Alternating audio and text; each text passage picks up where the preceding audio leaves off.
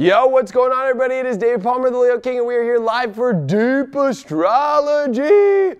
Woo! Are you guys over getting deep, or do you want to go deeper? This is the show where I combine looking at the astrology, channeling it at the beginning, and then going deep live with the charts live for you here at the Leo King High Vibe Studios with the Astro Gold charts. Make sure that you check out Astro Gold. They are the bomb charts if you want to get them for your iPhone, Android, or for your Mac. And on PC, of course, you can get Solar Fire. Anyway, this is for the week of January. Where are we at? I'm so lost. The 22nd, probably do 6 days. Okay, so we had that 28th of 2019. And so this is a, kind of a weird time because whenever you get spit out of an eclipse cycle, you kind of go, what was that? Whoa, especially with all the planets direct still. And oh boy, this is a big week with all these big alignments where in astrology terms, we like these alignments. Yeah! We like when all these good things happen, like today's Venus and Jupiter, but usually we're a little bit more excited about it. But I think that we've been through so much change and, chaos, right? You got this big lunar eclipse that just finished here on Sunday night, Monday morning. Square Uranus, like, woo, you've been spun out like a top. Everybody's drained like a mofo. But you know what? You got to find a way to see this beautiful future now. Venus and Jupiter, with Jupiter in its home sign of Sagittarius and Venus in Sagittarius, this is time to explore fun things, new things, relationships, projects. The future is starting to be seen, and we are in Aquarius, the sun now.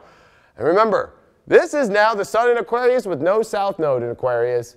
Oh, we won't have that for 18 years. Talk about a weird universe the last couple years we have been in, and unpredictability at its highest place. Ah, Jiminy Christmas. Yeah, we made it through Christmas. But, Venus and Jupiter, I think, just to start off this week with is, after the eclipse and finally coming off the square to Neptune in its home sign of Pisces, has been this huge element of like coming out of not only a chaotic stuff, like weird fog, misunderstandings, unsure of where things are going, but Venus and Jupiter are the two benefics, and these two love each other. And they're literally on top of each other, hanging out in bed, under the sheets, like having fun, having adventures. What kind of adventures? Who knows? But it's all about going and adventuring. And I think all of us now are ready for the new quest to seek what's going to bring us more fulfillment, more life. But, I think, there is this weird semi-square to the sun, to Jupiter, Venus. There is still, a weird semi-square finishing up here with the sun and Neptune. There is a very weird semi-square still with Uranus and Neptune. So we got all these weird semi-squares going on, which I'll show you all in the chart, which means that even though there's all this great energy going on, it's like half kinked, It's like taking half a Viagra pill. I don't know what that feels like, but you know what I mean?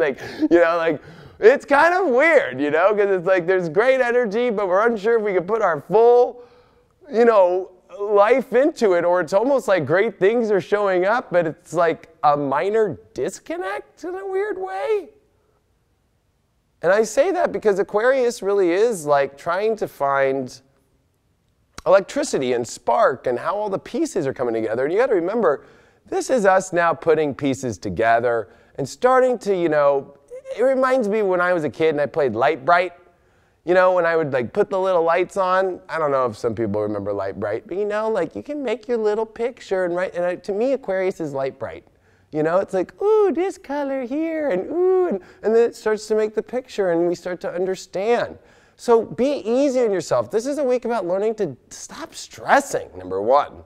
Even though the moon comes into Virgo right here and says, we need to figure out this picture now, we need to get everything going now. And of course with Mars, which is now off the square to Saturn, and now it's just come off its square to Venus, it's ready to trine Jupiter. And by the end of this week, it's coming into alignment with the Jupiter-Mars trine. This is a leap forward in our life. Positive leap, doors opening. Do not waste these doors.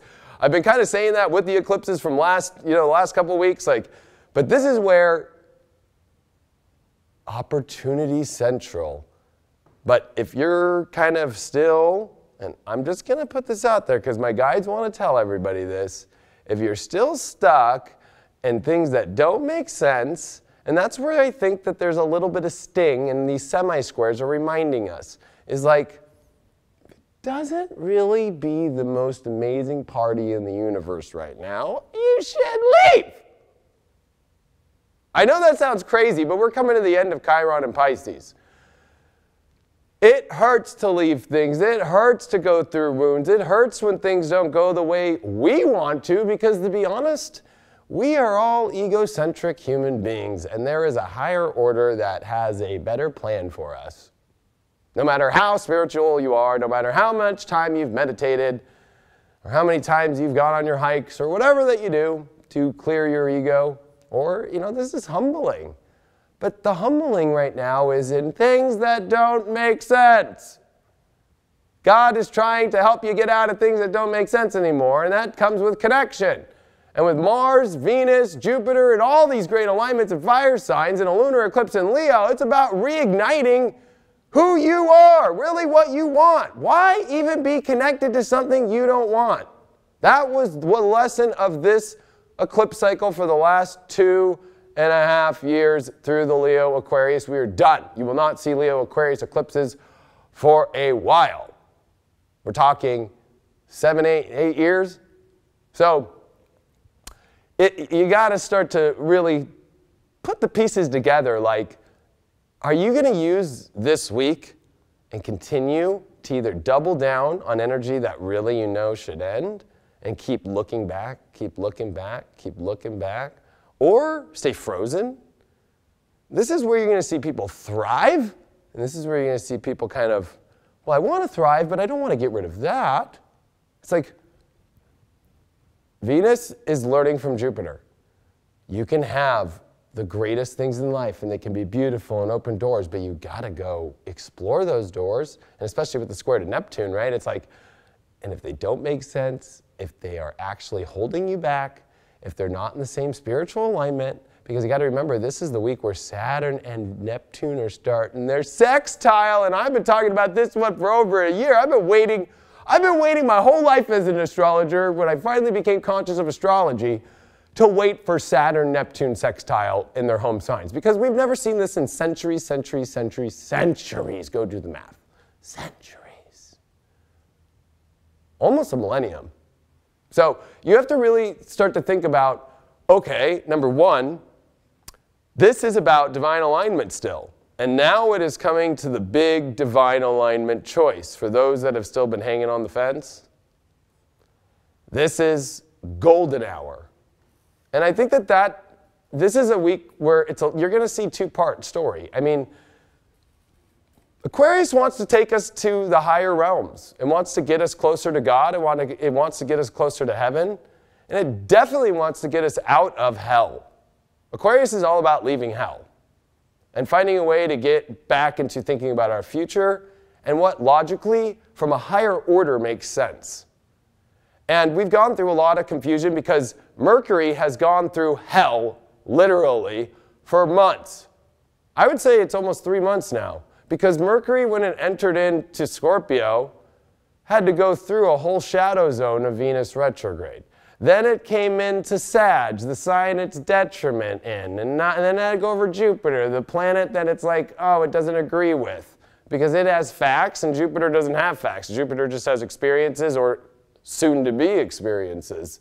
And so then it retrograded, squaring Neptune, and was foggy.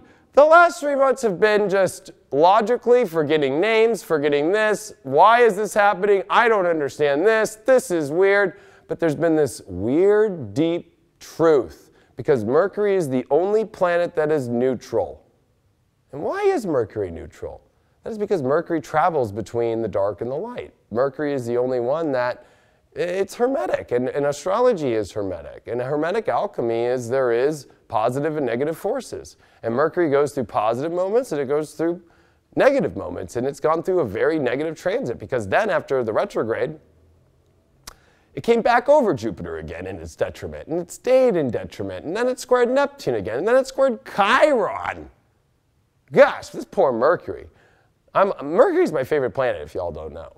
And then Mercury then went into Capricorn, and it was like, oh my gosh, I got to go through the eclipse cycle and Saturn and Pluto, which I don't like Saturn in its home sign of Capricorn because it slows everything down, and everything just becomes so real, and I have to try and understand this harsh reality. And then in the South Node and Pluto that it just finished, and then I got to square Uranus? You got to be bloody kidding me. So Mercury coming into Aquarius, which I'll show you in the charts right away. I mean, here on Wednesday, Mercury's coming into Aquarius. It's going to finish, actually, here on Wednesday in Capricorn, but it's going to come into Aquarius and be in an air sign it likes and have logical facts again and start jumping for joy about how we all go to heaven. But Mercury's logical sense about this week, with Venus, Jupiter conjunct, with Mars trining Jupiter all week, this is where you start to make the logical, future and start to see the future and start to go for it. And the warrior is ready. Mars has no more Saturn squaring it. This is where you march. This is where you get the big bugle horn out and go. No wonder all these Game of Thrones things get thrown around all over the internet right now. Of course, when Mars is in Aries trine Jupiter, everybody's talking about, when's the next Game of Thrones? I saw the trailer. Oh my God, I'm trying to figure out who's this? Is this person this? Is this person that? It's like, oh my God, yeah. It's like, go live your life through Game of Thrones. I like the show, but are you going to go live your own life about getting to your own, survival of the best? And are you going to either stay in the, whatever it's called, with the White Walkers, or are you going to go to King's Landing? I'm much more of a King's Landing person, if you know what I mean. And I'm definitely not hanging out with all the other places, but I am a Leo. But that is a lunar eclipse in Leo. We could either be totally putting our heart into other energy outside of ourselves and not actually being able to manifest our true heart's desire. That was the test. This is the test this week. If it is not full-blown, wow, I am just blown away by how magical this is, then this isn't going to happen again, everyone, for a long time. It will never happen in our lives again. Mars in its home sign, trine Jupiter in its home sign with Venus right there, while Saturn's in its home sign, while Neptune's in its home sign. I mean, come on. Come on. And with Saturn sextiling Neptune this week and coming to its full exact motion by the end of this week, you got to be kidding me, right? This is the first time in all of our lives, in our grandmothers, our grandfathers, our great-grandmothers, our great-grandfathers, our great-great-grandfathers, our great-great-grandmothers, our great-great-great-grandmothers, I can go on, that Saturn and Neptune have come into a perfect alignment in their home signs. This is the deepest, hardest, but most beautiful direction forward on your deepest spiritual quest. Are you gonna fuck it up or not? And with Venus on Jupiter, this is about the projects that you have to make some big choices on. This is on major relationship energies, especially because Mars is in Aries trining this, about is this me and are we on the same adventure? Are we on the same outlook? Are we going in the same place? And do I really feel excited to be going on a plane with you for the rest of my life? Think about that one. Because that's what that is. That's what this trine is. This is marching on a spiritual quest for the rest of our lives. And so this week, I think, is going to be difficult for some that have been doing the very easy avoidance of the hardest stuff. Capricorn and the transits of the solar eclipse and the transits of this finishing of the eclipse cycle in Leo Aquarius, and with Saturn and Pluto that was right in the middle of this solar eclipse, means you either are going to be trapped. Just think about that one. Trapped in between a rock and a hard spot, or completely really getting on the deepest, most intense journey of a lifetime by learning to follow the true inner heart and the true purpose of why you're here. Now, this North Node in Cancer makes it funky because, sure, we need a rock-solid, good emotional foundation. We just can't go on this trail and go for a quest and try and be, you know, the greatest, you know, warrior of all time and leave everything. But it doesn't mean when you leave something that you're leaving everything. It means that you're going to go connect to what feels right. So this is a week where people start realigning in a weird way, because now with the Sun in Aquarius, and now with Mercury in Aquarius, and the Sun and Mercury are coming into a conjunction this week, all while the Moon will be coming into the, you know, 3/4 square here in Scorpio. This is where you get to the nitty-gritty of who really, what's the truth? Like, who's in the right pieces here? Who's not? So this is kind of the who's on the boats and who's not on the boats. I mean, this is a little Titanic-y, right? Like, who's on the freaking lifeboats and who's not? And there's enough lifeboats for everybody, so it's a bad analogy, but it's kind of that moment, though, where everybody starts looking around and then people start going, you know, oh, I'm going out on the boat, you know, or, you know, people start doing weird stuff because these eclipses really implanted an extreme, either A, you're going to live into learning to take care of yourself by making hard choices and by getting on the quest and by aligning with people and by aligning in a world that truly is the world you want to be in, and shedding things off that sting. Because Mercury, as it finishes here in Capricorn, it's sextiling over to Chiron. Mercury's squaring over to Uranus. Yeah, you see what doesn't make sense for who you are and what's on the plan. And the South Node's there with Mercury, so that means a change of your environment is forced upon us that will take us to a higher place. You know? And if you're not willing to change your environment and go to this new place, I'm not saying you're going to miss out, because I think the universe will always give out, but I use this analogy like it's much easier to get on the train, the fake train, by the way, at a station that is the station you're supposed to be at, instead of hopping in your car and trying to run to the next stop, which is going to be kind of weird and really chaotic when Chiron leaves Pisces February 18th. And with all the, you know, stuff that's going to be going on here in Aquarius, which really is going to be the end of this whole Chiron cycle and the end of this Uranian cycle, and also Mercury, which is, you know, even though it's happy and it's going to be at its full speed and it's going to be in an air sign, it's going to leave really fast.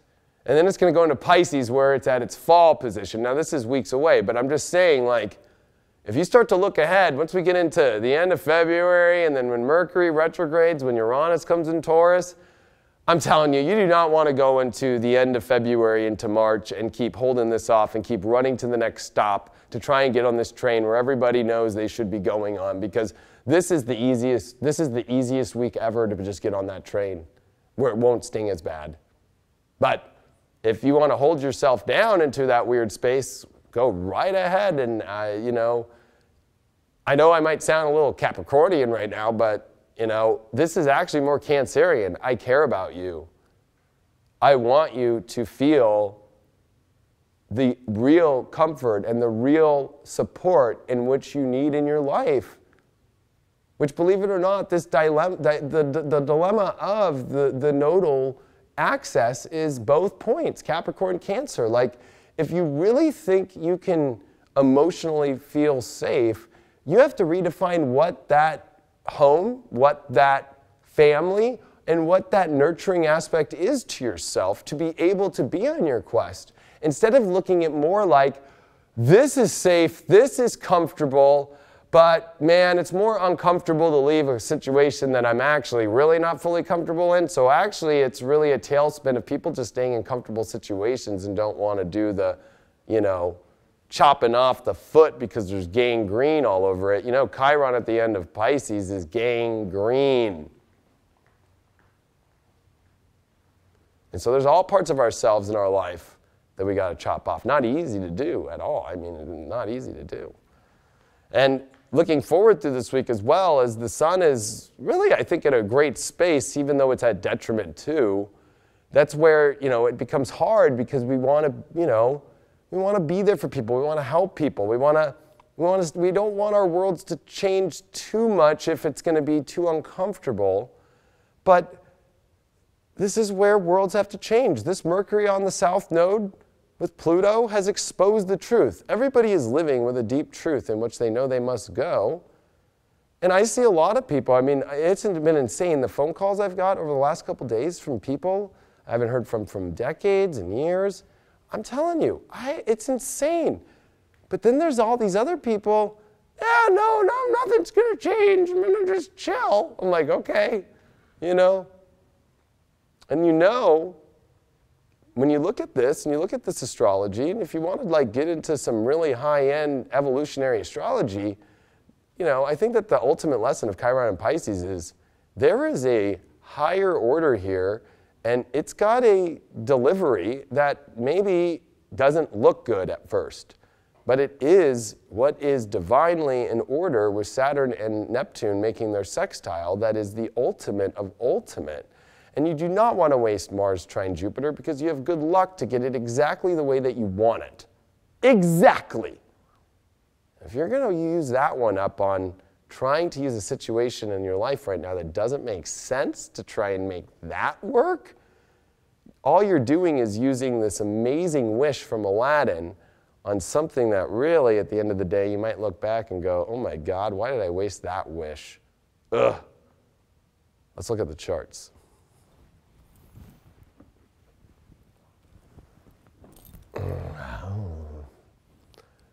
Waterloo. No sugar. I'm drinking natural right now. All right. Oh, we got a lot of charts here. Holy moly. And by the way, I just want to say, everybody, thank you for supporting me on Steve Harvey's show yesterday. To me, that was an amazing thing. I've been on lots of TV shows in my life, lots of talk shows, but there was something about yesterday, Steve's energy, network television, and really pushing astrology in the mainstream, and all the support I got from all you. It's not about me. The reason why I do this is because my main goal is to push through and open the doorways for astrology for all of us, for all astrologers, for all astrology people that understand this. So we all go and we all have the doorway open now for the world to understand it. And to not think of us as demonic, and to not think of us as these people that are weird or pseudoscience or any of this stuff. That's the only reason why I do it. Sure, my Leo enjoys doing it, but that's what life's about. And I think this is a good lesson, is you can do the greatest work you want and have the greatest time at the same time and help the world. But you got to learn how to do that and put your own happiness first. I enjoy doing that. And I think that's super important. First chart we're looking at is today's chart. And kind of an interesting chart, right? The sun's now in Aquarius, okay? But look at that Mercury. It just came off of the south node, all right? So when you get Mercury in the south node, this is about letting go of an old environment. Mercury rules the environment in your life. What I mean by environment doesn't necessarily mean the trees and the lakes, but it literally means your surroundings. The people that are around you, your siblings, the closest confidants, your cousins, energy like that. It rules the store that you go to every day, your patterns, your routine, the route you take to work. All this is not working anymore. I'm sorry to say. I'm just going to call it, point blank. I'm sorry. It's truly not, And so I think that that's the hardest point, because look at Mercury's exactly squaring Uranus. So when you have Mercury square Uranus, Uranus is trying to show in Aries, like, listen, this is not, Uranus wants to take us to heaven. Remember that, or at least get us to the highest realms of the air, right? To where heaven is and help us, assist us, get us there. There is kind of like a Jesus quality, I would say, to Uranus, believe it or not. A lot of people associate, more Neptunian energy, of course, by Jesus' message, but I would say the actions in which Jesus takes is much more Uranian, the route to heaven, right?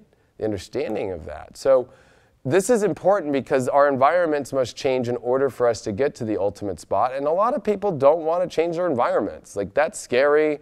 There's, especially in Capricorn, Mercury wants to grip and hold on, and when you got Pluto and Saturn there, it's control. People are trying to control, I want to hold on to this scenario. And Uranus is saying, why? Let go. Let go. It's okay. And not let go like Neptunian, but like, it's okay to literally peace the fuck out. I mean, like Uranus, doesn't even because in Uranus's mind, Uranus doesn't even think about doing anything that doesn't make sense, and more importantly, that is even gonna cause you any sort of pain or dissatisfaction. It's a fixed planet. It's a fixed sign that Aquarius is the ruler of Uranus, and it's more potent than ever because Mars is in its home sign, right, of Aries, okay? Oh, the new MacBook or whatever this thing is, iMac Pros, or what is this thing called? It's called a freaking iPad Pro. They let you erase by double tapping. So Mars is in its home sign of Aries, so it's adding that element, right, of the Uranian energy. And then, of course, you've got the Sun in Aquarius now, so that is going to pump up the Uranian vibe even more, and it's at the tail end of its long transit since 2010. So this Mercury square, and Mercury is done. Think about this. Mercury has been all the way from here since it left Libra for this whole end of the last quarter of 2018. And this has been through hell, because even though, sure, it went through Venus not in Sag, it went through Venus over here in Scorpio. It went through Jupiter, but yeah, Jupiter's at home and Mercury's in its opposite sign. It's not happy. Then it went retrograde squaring Neptune. Then it went through the square to Chiron. This is not fun. Then it went into Capricorn and had to deal with all this. The brick wall, the destroyer, the Death Star. And then it had to deal with the South Node and realizing, after everything I've learned after the last 3 months, I really do need to change my reality. And when things get changed in your reality, it's just very difficult. It becomes very difficult. It becomes very hard. And I know that people might not want to hear that. And as we're talking, the moon's finishing in Leo here, which means the eclipse cycle is ending literally right now. Once that moon moves into Virgo, guess what? You've got to look at your reality, and it's going to come into a hard case with Neptune and Chiron and make squares over to Venus and Jupiter, right? So your reality really is not realizing, especially emotionally with the Sun in Aquarius, learning to detach from realities, environments especially, that do not allow us to have the ultimate,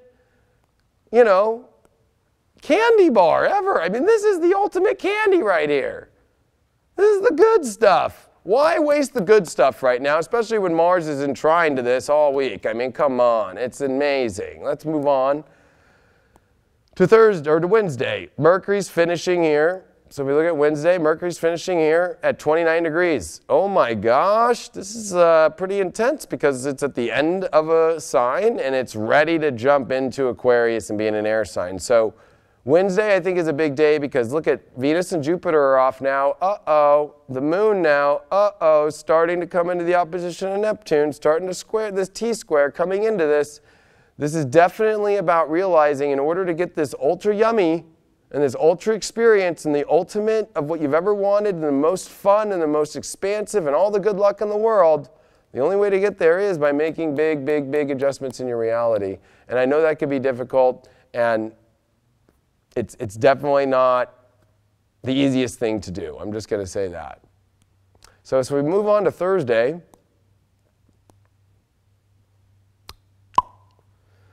boom, there's Mercury at 0 degrees, exactly where the lunar eclipse happened, right? The sun was at Aquarius at 0.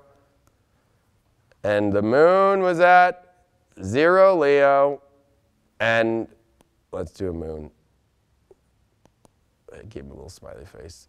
Okay, Mercury is going to understand now fully what this eclipse was about. And I've been, I sound like a broken record. Mars is trining Jupiter now at 1616. Thursday is a major, major day in the world because it is now a moment where you have processed literally all of the last quarter of 2018. The eclipse cycle has finally hit. The Venus retrograde was in that last quarter during the Mercury craziness. The Mars shadow period was finishing and ending. And to be quite honest with you, the nodes had shift signs. So we have not had Mercury in a full understanding of this nodal shift yet, period. I'll say that one more time. We have not had Mercury understand, our minds logically understand this whole entire shift of where we are now going for these next couple years, but even longer than that with the beautiful Saturn at 14 degrees, making a perfect sextile now to Neptune in their home signs. Hasn't happened in literally centuries. Go do the math. Centuries, centuries, centuries, centuries. So you have to really start to wonder here on a deep scale, what are you going to do now? This is going to be a big call, a big shift in your life, or a major, I think, I would say wishful thinking that it will all work out, things that just are not fully working out. And I think a lot of us have already come to the point at this point, because this is kind of the completion point, I would say, of a lot of the eclipse stuff, because the moon at 24 degrees making trines over to Pluto and sextiling the nodes at the exact minute that Mercury finally is going to come into a sign that understands everything and coming at the eclipse point and going to be sextiling the nodes to finally feel and understand in our reality what's going on. And then the moon is going to oppose Chiron and go, you know what? In order for me to heal myself, I do need to change my reality. I do have to make some altercations here. This is definitely a time where we have to be the warrior and go on a new quest and open up new doors. And if you're afraid to open up new doors, if you're afraid to go explore new places,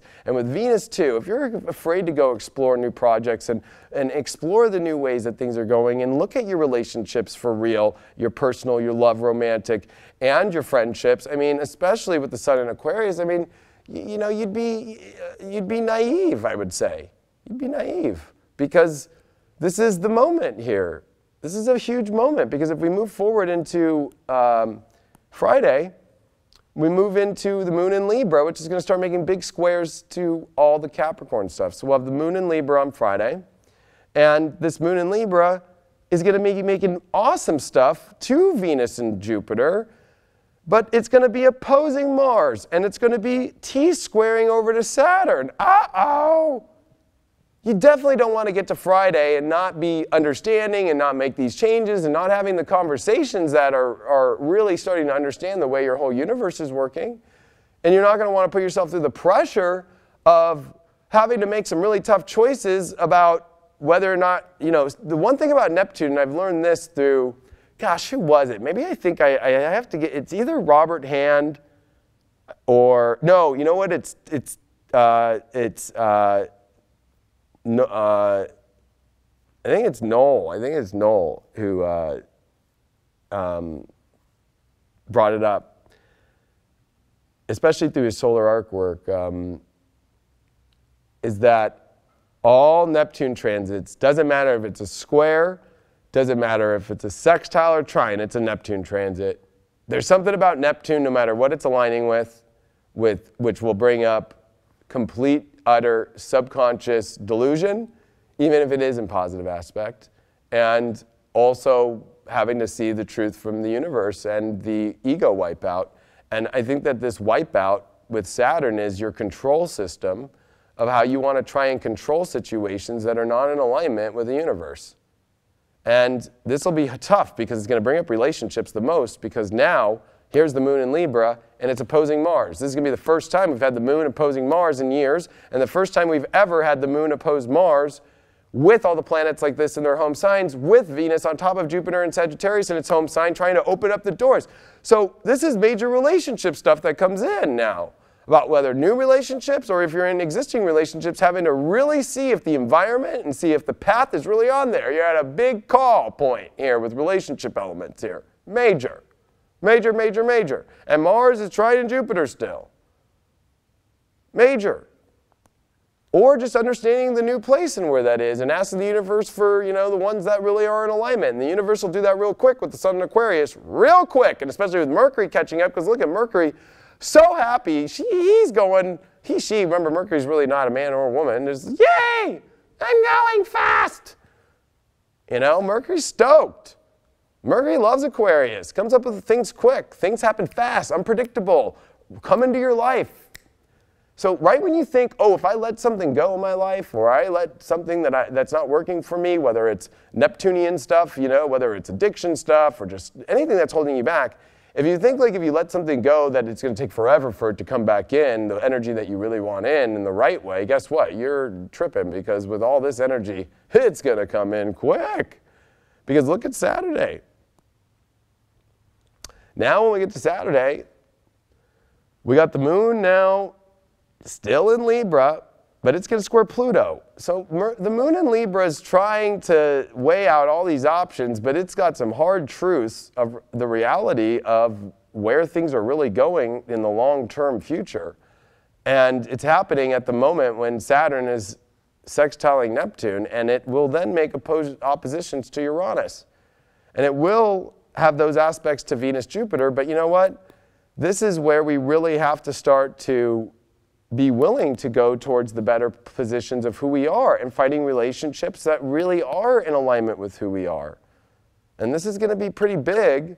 And even if it is like you using this as an exit or you using this as an entrance, there is this huge element coming. And look at the Sun and Mercury within 1.5 degrees. I mean, we're at a point to where it's all coming into clarity now, and it's coming in really quick, and it's coming in really fast, and everything's going to start making sense.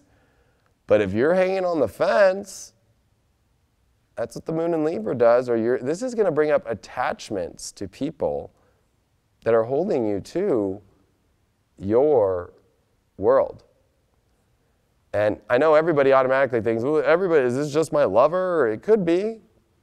Could be an old friendship. It could be a partnership. One thing about, I think, the Sun in Aquarius and Mercury in Aquarius is there are so many people, right? And I think that there's this other element that sometimes we don't even realize some of the people that are in our environments or that are around us or that are changing in a major way, but all about who's on the quest and who is not. Sunday, Mercury's starting to catch up with the sun, but it's still not there yet, but this is going to be the moon square the sun in Scorpio. And this is intense because this is going to be the first time that we're having a Scorpio transit without any karmic cycles happening in Scorpio for another 8 years. And I mean a personal planet like Venus that is a very karmic rare cycle that happens every 8 years. That's going to be the next karmic Scorpio cycle. So, although, we do have the nodes heading towards Scorpio, of course, with eclipses in years to come, but I'm just trying to say, there isn't planetary retrograde aspects happening here, and Mercury's neutral, so it don't count. So this will be the first time that the moon will come into Scorpio and bring you back to pretty much pre-October 2012, and kind of go, all right, I'm ready to make the world based off the way that I want it to be, and I have to, really look at if this is my deep needs and my deep wants. And this is a very hard square, sun, moon. Why? Because both are in negative positions. The sun is in detriment and the moon is at fall position. So when you get the moon at fall and you get the sun at detriment, you either face a hard emotional let go, because both Scorpio and Aquarius are letting go. Aquarius is disconnection, and the moon and Scorpio is at fall because it overly attaches and needs to learn to let go and kill. Okay? So I'll put a little bit of a black there. Ooh. And it also is on another point, if we flip kind of the table, I guess you could say, it's about learning about transformation of your world, right? And whether or not you're accepting that. And Mars, I'm sorry to say, folks, on Sunday is done with its trine to Jupiter. It's at 18. And so at that point, that's why I'm saying this whole week is like, I don't want to sound like you better do this, you better do that. It's your life. Like, I'm just trying to be this is how I do astrology. So this is the last window. I know it sucks, but it's true. Because the rest of what's coming, and I'll go to Monday so I can show you all, like, you know, now it's just the moon by itself in Scorpio. Sure, it's making nice sextiles to Pluto. It's making, good aspects to Saturn, which I think we need to pay attention to the moon sextile Saturn and saying, like, the truth of understanding what we need to make decisions on about how we really feel sexually, emotionally, and deeply. But is it reciprocated, and is it allowing us to receive the world we really want, or is it making sense, or is it just weird and we're on an alien, or are we not feeling connected? And the moon trine Neptune as well is tapping into that element. But if you look forward, like coming into Monday with Saturn and Neptune, that's the week of the Saturn-Neptune exact sextile for the first time in centuries. And you start to look at the astrology now, and it's like, okay, what's left? There's I mean, I know it might sound crazy, but it's about Mars conjunct Uranus, which is going to start to come up next week and be building up. And Venus getting ready to come into Capricorn, which I'm going to be honest with you, Venus isn't going to have a lot of fun coming towards this, all while Chiron now is at 29 degrees on Monday. The last degree, this is the end call. This is the end curtain call of a major choice in your life, because we are moving into a whole new world with Chiron, and whether or not you're going to let go of the ultimate baggage of your life, or you're going to take that baggage with you for 50 motherfucking years. Like, you really want to take that? I wouldn't want to take that pill. So, that's kind of like where we're at. And if we could look at the chart real quick one more time, Craig. When Mars meets up with Uranus in the weeks to come, this is the rocket launch of a lifetime. But Uranus doesn't take baggage with it. Uranus doesn't take things that don't make sense. And so you either are going to go head first into a battle with Uranus and fight to try and bring on something that doesn't make sense and lose, or batter yourself up, or go through some crazy chaotic stuff with Chiron, that'll be at the end of Pisces, or Uranus is like, welcome aboard, let's freaking go. Where do you want to go in the universe? Let's make it fucking awesome, and especially with all the energy that'll be in Aquarius, making awesome aspects to this at that time. I mean, literally, you got to remember Mars is getting ready to square Pluto too. So do you really, like these windows, like the universe is just like, this is the easiest window. Mars and Jupiter, Mars, Venus, like this is the week of the great window. It gets harder after this. Only harder if you're not willing to shed everything that doesn't make sense, because this is the ultimate quest. All the planets are direct. Now Mercury makes sense. Don't go farther down the trail holding on and just, kind of sitting back and hoping for things to be a certain way and change when they won't change. Your ultimate comfort is the goal of the North Node of Cancer. And it's the ultimate comfort of really the life and who you really are. This is the end of Uranus and Aries. Like, this is one of the most, even though, and this is also Chiron at the end of Pisces, which is, yeah, there are some things that no matter how compassionate you are, no matter how much you feel like it's spiritually aligned, there's just still something off. There's a wart on it, And you just can't go freeze that motherfucker off, and so, or it's kind of like buying a car and like there's a big ass dent in it, and the dealer ain't going to fix it because you didn't say anything and they think that you did it when you left the lot and you didn't look at it. It's weird situations like that. And no matter how much you want to try and hold on to it and be onto it, it's not going to change. Chiron changes through humbling itself by accepting the wound, and then realizing, I think the ultimate Chiron is the ultimate humbling of learning in Pisces to let it go. Let something that really is not in alignment go. And so with all this Saturn-Pluto stuff, Saturn-Neptune, it's pretty intense. Saturn and Neptune are making their sextile. Saturn and Pluto are coming closer. They're within less than 10 degrees. They're getting really close now.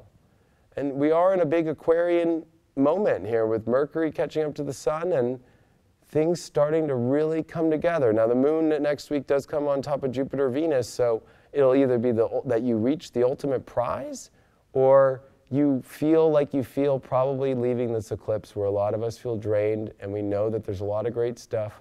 We need to be positive and we need to see the new future and we need to open up to the new things. And if you're not willing to open up, because 2019 is pretty much, in my mind, the beginning of the new world. Like, you need to erase everything pre-2019. Those were all lessons.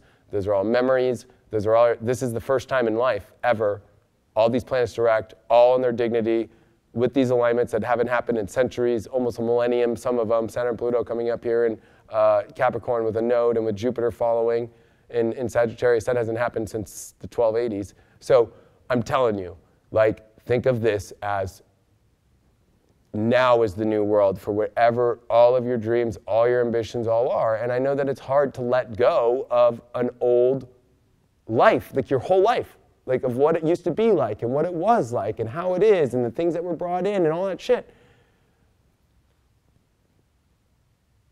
At least you could be rocking the most gangster-ass t-shirts in the world during the whole entire thing. So go to leoking.com and check out. We got awesome apparel now. We got all 12 zodiac signs for men and for women. All of your own sign, all different colors. And we've got the OG gangster, Leo, the Leo King illuminating the collective consciousness shirts in all different sizes and for women and for men. And I'm doing a big, big webinar on February. I wanted to name it Saying Goodbye Forever, but Craig told me that was a little bit too harsh. So we're naming this one Saying Goodbye and Moving On. So there's a lot of saying goodbye and moving on here in February. I'm sure you can feel it. Or if you're in denial of it, I'm going to help you understand. Well, are you saying goodbye and moving on from yourself and your freedom and the ultimate life? Think about that one deeply. We'll be doing it on January 31st. Tomorrow we'll be pre-register at the early bird discount rate at theleoking.com. I'm going to finish and just say, spirituality is not as, it goes through cycles. It goes through humbling. It goes through having to be tough. But more importantly, it always is about a higher order that has the way. It doesn't matter how much. I had a great astrology talk with another great astrologer friend of mine today, and we were talking, and it's like, no matter how much as astrologers we do all this stuff, we look at our own lives and then we don't follow it sometimes. And I think that's the hardest part of mastery of the spirituality, because, it doesn't matter what yoga pose you do or what you ate today or all these tools. The ultimate is whether or not you're going to let the divine order and the understanding of that and God and follow that direction. That's what the planets are for, is helping you see it's God's hands doing its work. Follow where it's going. If you follow where it's going right now, I know in my heart you'll have the most amazing life you've ever seen, ever even possible. But if you want to be in control,